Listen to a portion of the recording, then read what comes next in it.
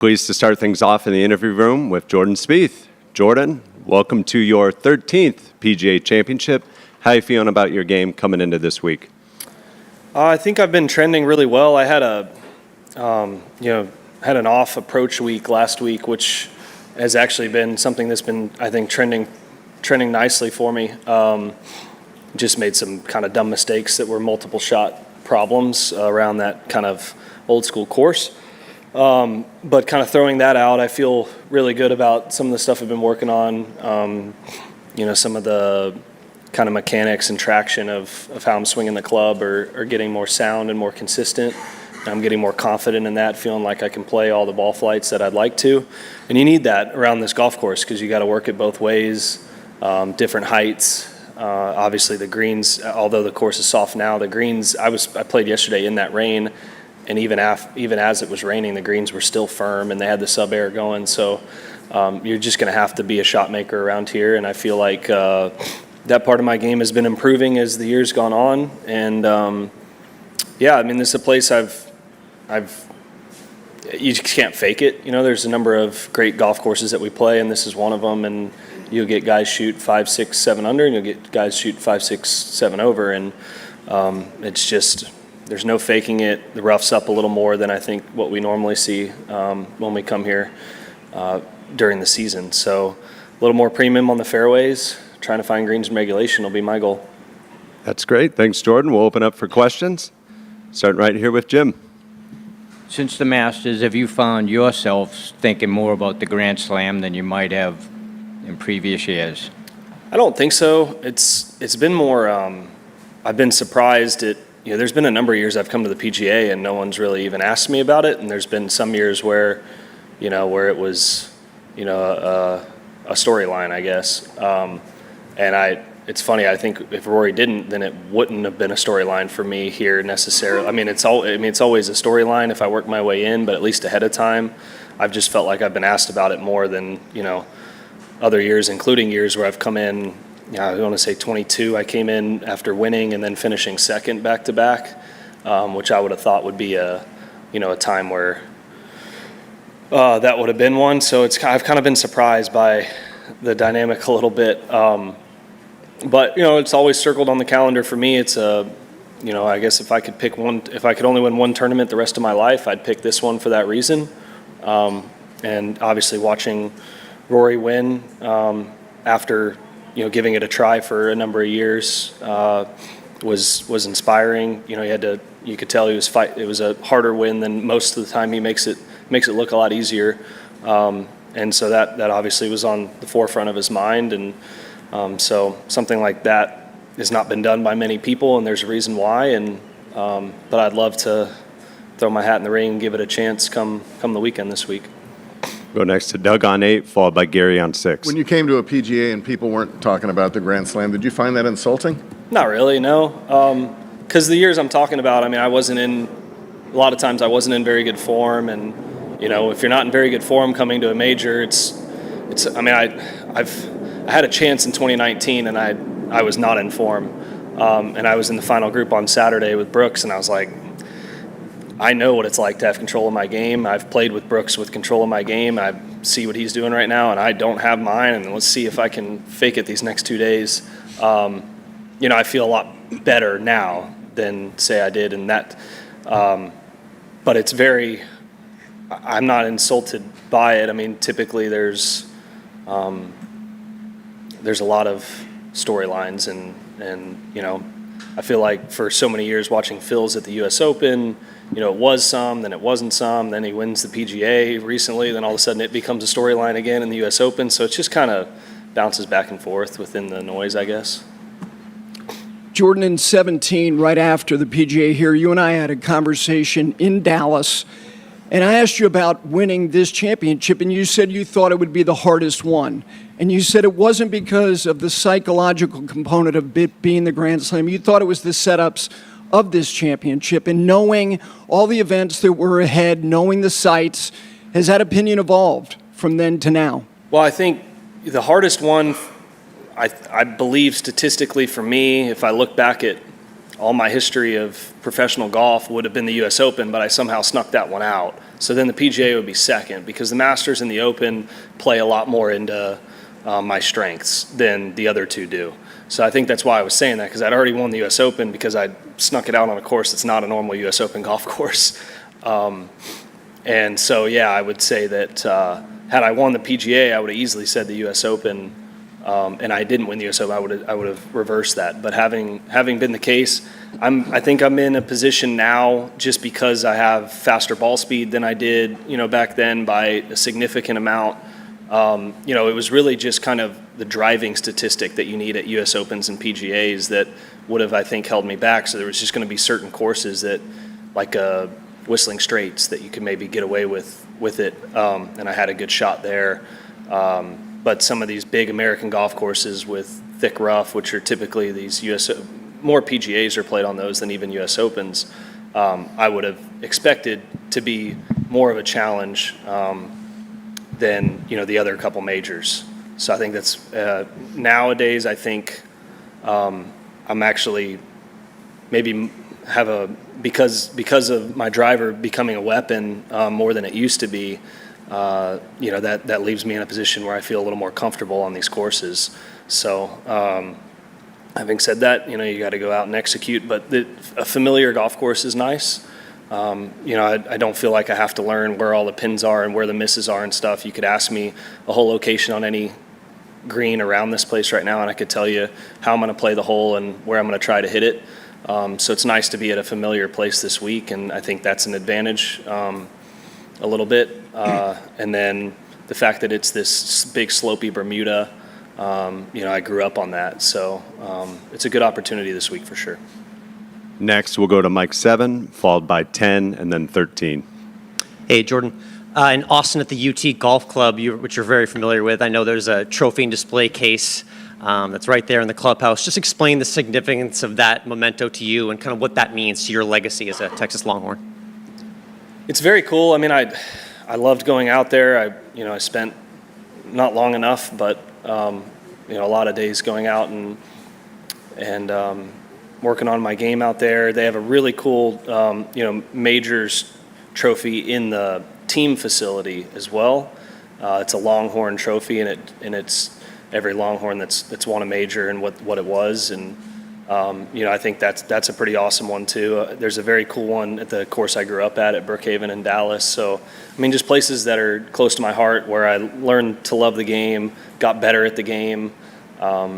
Led me to being able to play it professionally and compete at a high level. Those are a few of the most special places to me anywhere in the world, to be honest. And I love going back to UT Club when I get the chance. I'm planning on doing it, more often in the future than I've been able to the last couple years. Kids get a little older, it'll be fun to take them and show them. And but yeah, it's a very nice thing to do.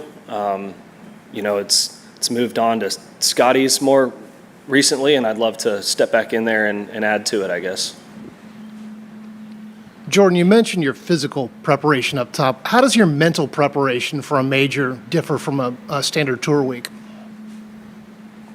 I think it's more about the golf courses than it is anything else. They're just going to present a little more of a challenge in a different way, and each major is different from the next and what that challenge is. But whether that's side to miss on the fairway that you might get away with in a PGA Tour event that you don't get away with in a major.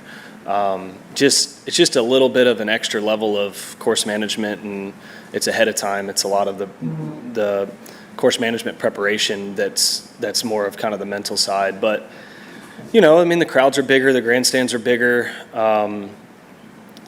That over time kind of just becomes a blur. We always have huge crowds at this event. It's and a lot of amphitheater type seating here at Quail Hollow. So I don't think it'll look as different as maybe when we go to an unfamiliar place with huge, like Valhalla last year with huge setups, but we don't know the course very well. So it all just, is a big thing. This is normal for here. Things, obviously they're not triple decker, they're maybe double decker, right? The PGA, always throws in some pretty incredible grandstands, whether it be the PGA Championship or the Ryder Cup. So, Everything's just a little bit more heightened. But I think it's more ahead of time, and as you start to get into it, I think it's actually a little easier on the mental side, easier than it is ahead of time. It just kind of settles into more of a normal tournament. As you start to contend on the weekend, that changes. You sleep a little uneasy. I mean, majors have that historical presence to them. They mean more to every player that's playing this week. We'll tell you if they were going to win one of 4 tournaments, they'd probably pick one of the 4 majors. So that settles in, as you work your way into contention, and then that becomes a little bit of a different animal, just sleeping a little more uneasy and anticipation. And I think it's all the off the course stuff that's harder to handle mentally than on the course. Bob? In the aftermath of the wrist surgery, are you now able to swing the club the way that you want to or had wanted to? And has there been any lingering effects to this point still after in the recovery? Less and less as the year has gone on, which is great. It's hard to tell if it was preventing anything that that I could or couldn't do. So I'm not going to say that it's everything, but just the ease of not worrying about it dislocating, I guess, or subluxing, I think is the term for this specific, is really nice. I mean, I'm just off the course. I'm able to pick my kids up and throw them around, and my wrist doesn't dislocate. You can imagine that that's a good feeling. So when you're golfing, I haven't really been thinking about it over the last couple months. I wake up in the morning, I'm very aware that I had surgery. My left hand feels twice the size of my right for about a half hour every morning. And they say that stops about a year post-op. And it's getting, some days are better than others. I haven't exactly given it a lot of rest in the last few months. And I'm sure that'll help once we hit the off season. But so it's still there, very much so. I'm still aware, but I'm not worried about the same thing happening anymore, thanks to the doctors that I've had and the rehab process that I went through. It was a lot of hard work. Last fall and into the winter was physically and mentally, it was, one of the hardest things that I've had to do. Just anybody who's come back from an injury, I mean, you want to be out there doing more and more and more, especially when it's not like I was top 5 in the world last year, right? So I felt like I was going to be coming from behind, and I wasn't able to do much while other guys were getting better. So it's just a hard process to be patient with, especially for me. And it tested every bit of what I could do, and I went by the book, and by the time I was able to play, I think I played well and was kind of in contention in Phoenix, and I was like, man, I am just incredibly grateful just to be back out here doing this, because there's months where you're just going through the process wondering if or when that would happen again. So I didn't expect this year to be a ridiculous year. It's going to be something that I needed to work slowly towards with a long-term outlook, and I think it's going really well so far. And I've got a big stretch and a lot of good opportunities coming up, and a lot less distractions on it than I had last year. Thanks. Got time for a few more. Let's go up to 19, followed by 11 and 5. Jordan, looking at the 4 major parts of the game, driving, approach, around the green, putting, if you were forced to replace one of them with any other player on tour, which of the 4 would you choose, and who would the player be? I'd probably replace approach with Scotty. I think that probably would lend to the lowest score differential for probably most anybody. But I don't actually know how they're weighted overall for scoring average. I don't know that specifically, but that would be my short, easy answer there. I think if you're going to lead an approach at historic levels, you're going to have a chance most every week. Thank you. Jordan, over the last couple of years, the driving has really improved. You just called it a weapon. I'm wondering, any of the changes you've made to make that a weapon, have any of those hampered your approach play? Has there been any push-pull with the changes you've made that maybe have helped one area but hurt another? Not necessarily. I think the longer lever and the more full shots last year were better for me with where my mechanics were off, and that would be I was not in a place that I've played very good golf from, but because it was a longer lever, the timing was just easier hitting full shots with the driver. Not to mention, I mean, the drivers that I have now are just incredible. I mean, the improvement Titleist has made in their drivers, like the miss hits being just as fast and just as straight. I think the technology has a lot to do with it. But you're looking at strokes gained, so that's relative to everybody else having better technology too. I was just more comfortable in full hard shots, and yeah, it was coincidental that the driving was better and the approach wasn't. I mean, I wasn't mechanically sound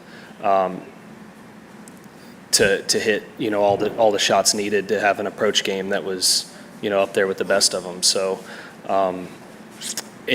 pushing drive, I didn't try to become a better driver by any means. I was just it just kind of happened. And this year it feels pretty good. And luckily, I think, you know, I'm on the right path to having everything kind of follow it right behind it. Jeff? Jordan, just a little follow-up on the wrist and mechanics and all that. Your numbers really dropped off kind of on short approach, and then they're picking up again this year. How much do you think that was related to mechanics versus maybe almost a kind of a fear factor going after the ball?